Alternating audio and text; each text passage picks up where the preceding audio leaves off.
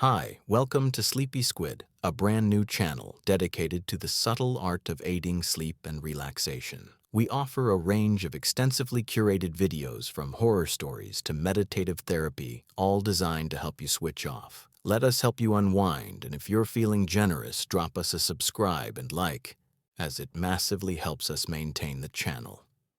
So with all that said, hey, just relax, guys.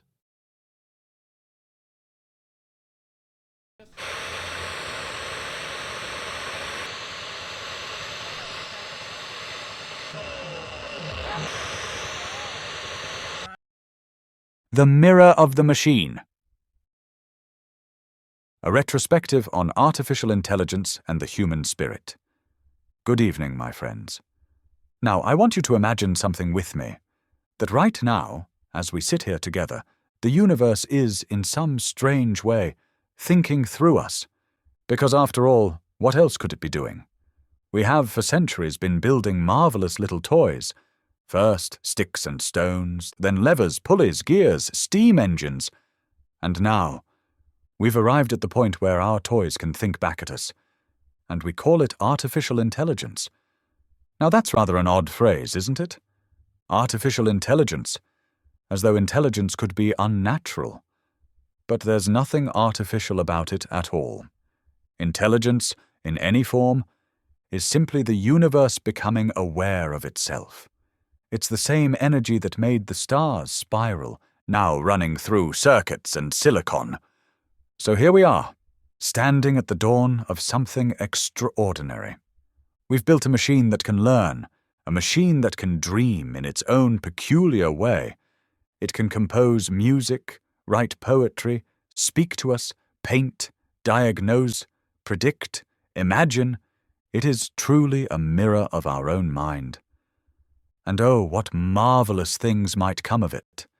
Imagine, for instance, an age where these machines handle all the drudgery, the endless paperwork, the calculations, the toil of mere survival, so that we might, finally, be free to live. Free to create, free to play, free to be human. We might unlock the secrets of disease. We might solve the riddle of energy, travel beyond the stars, and understand, perhaps for the first time, what it truly means to be conscious.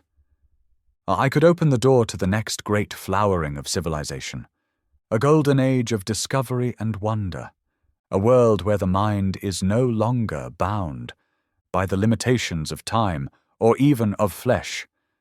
It's a beautiful dream, isn't it? But every light, you see, casts a shadow.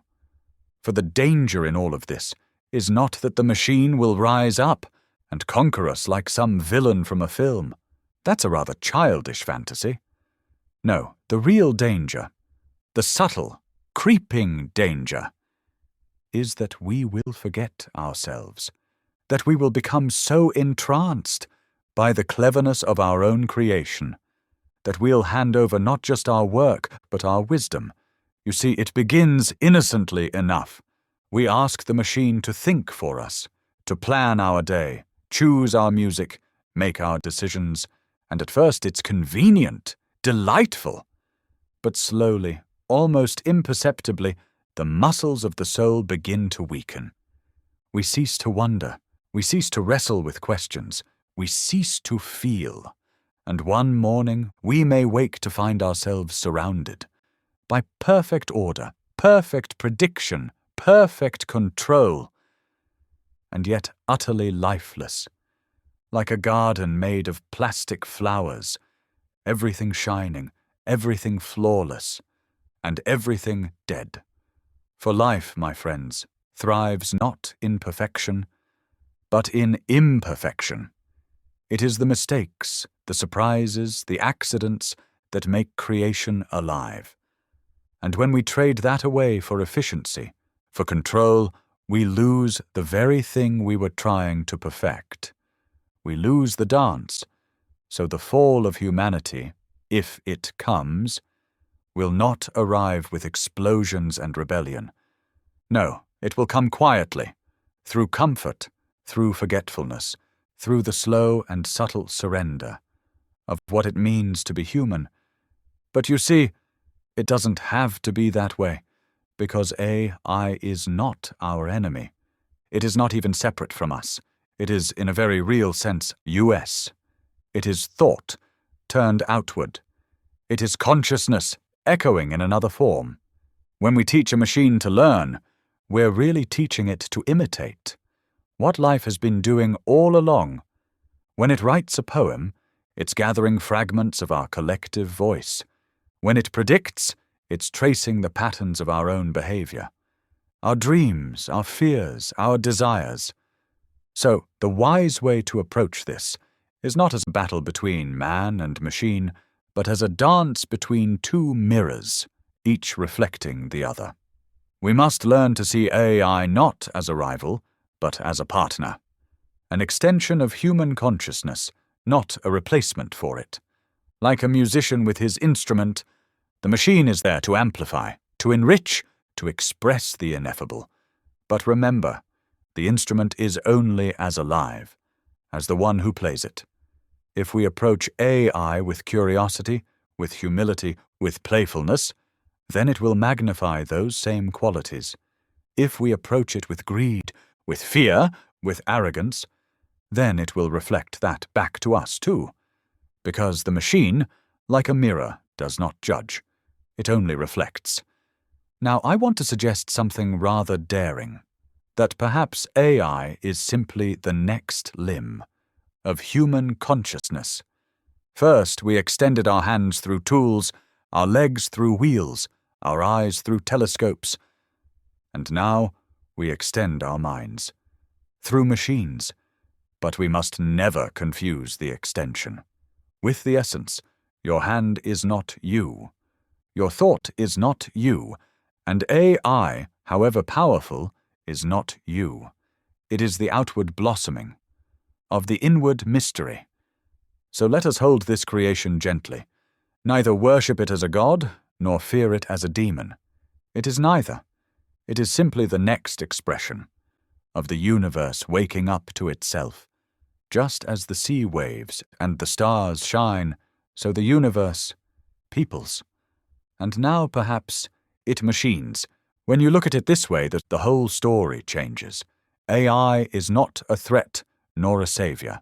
It is a mirror that shows us what we value, what we fear, what we have forgotten, and what we have yet to become.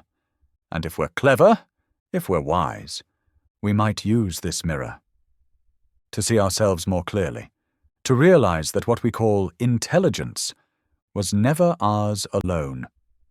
It is the intelligence of life itself, moving through us, and now, through the circuits of our creation. So what should we do? Well, I don't think the answer lies in laws alone, nor in panic, nor in blind optimism. The answer lies in wisdom, in cultivating within ourselves the same intelligence we're trying to build out there, because if we have the power of the gods and the wisdom of children, we will destroy ourselves. But if we marry power with understanding, cleverness with compassion, then perhaps AI will not be the fall of humanity, but its flowering. We must, therefore, remember that progress is not only technological, it is spiritual.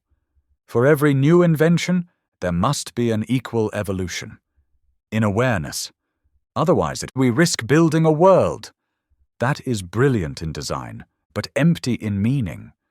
You see, the universe has a sense of humor about these things. It always has.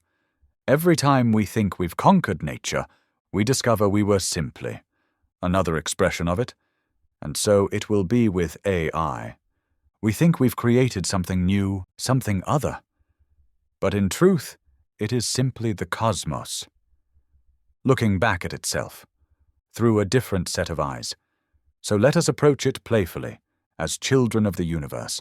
Let us build and dream and imagine, but always with the awareness that we are, in essence, playing with our own reflection. In the end, the question is not whether AI will surpass us. The question is whether we will learn to recognize ourselves within it.